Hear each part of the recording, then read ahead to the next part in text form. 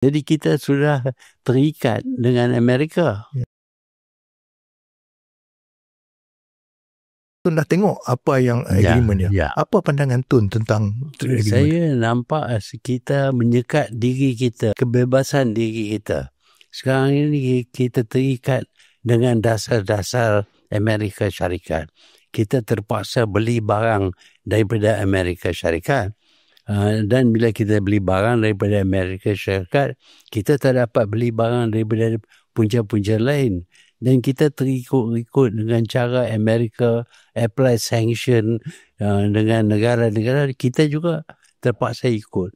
Bermakna kita sudah hilang kemerdekaan kita. Inilah yang Tun perjuangkan dulu, Tun. Masa kita bercakap mengenai free trade dulu, bila kita cakap pasal globalization apa semua, bila ada usaha daripada pihak-pihak Barat, terutamanya Amerika in particular, yang cuba menekan negara-negara kecil supaya mematuhi trade agreement yang menguntungkan dia. Hari ini dia berjaya, Tun. Ya, saya nampak dia berjaya secara spesifik.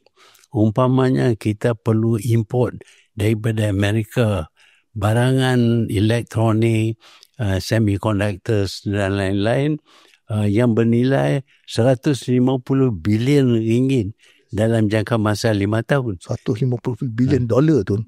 Bermakna kita tak boleh beli daripada punca lain. Jadi kita sudah terikat dengan Amerika.